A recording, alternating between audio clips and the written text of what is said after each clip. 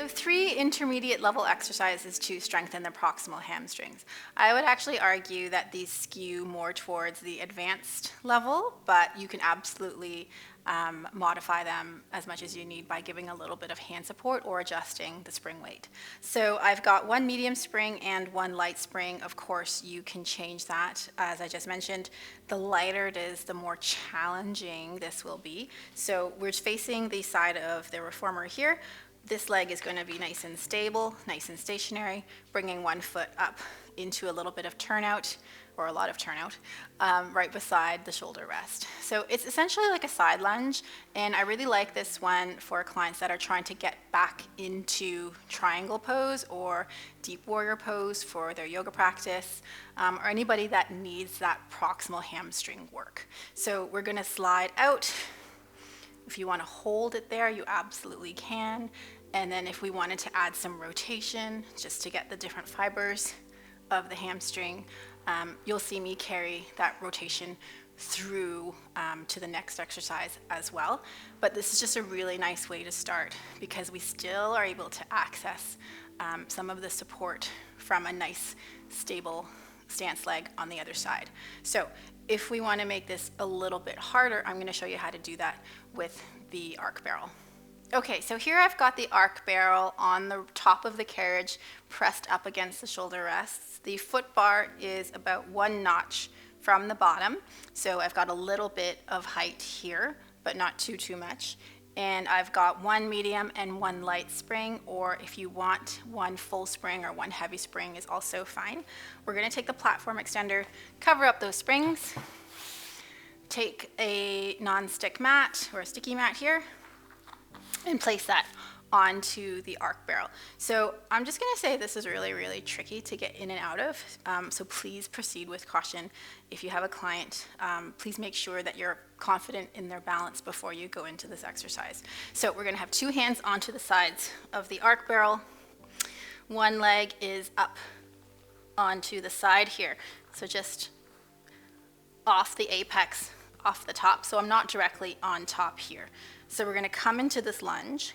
Okay, and if you feel comfortable, you can place the hands up onto the knees, and then we're going to press away and then bring it back in. You can see I'm really unstable. It's been a while since I've done this one, but a lot of proximal hamstrings here. If you feel comfortable enough, you can bring the hands up.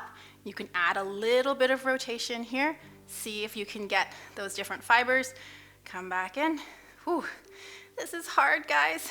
And then turn, and then back in to bring the carriage back in.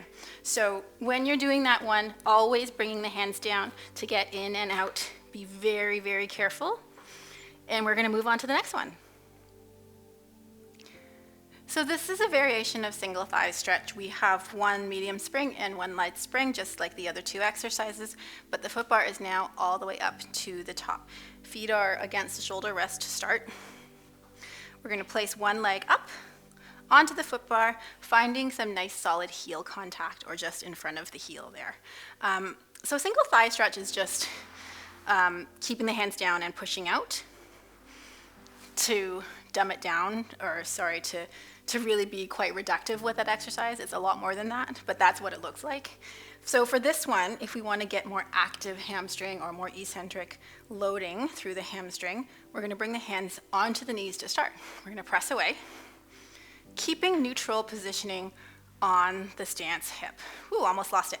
So making sure that the glute is active is quite challenging for the stance leg, even though we're targeting the hamstring on the foot that is up. So pressing away.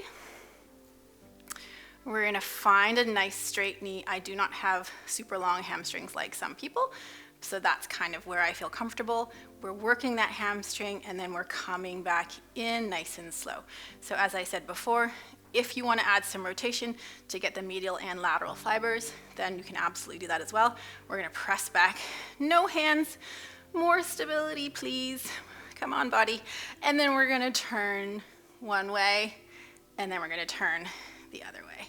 So the reason why I find this one a little bit more challenging is because you're in a deeper, longer stretch. You're asking your hamstrings to be in a more lengthened position, because we know that is more challenging when you're working in that outer range. If you have someone that's super bendy and they can go all the way, you can even add a side bend to this. I'm going to try my best to show you. This is actually my less flexible side too. So we're just going to imagine that my leg is straight. So once you get all the way out, you can even come into a side bend here and then come back through.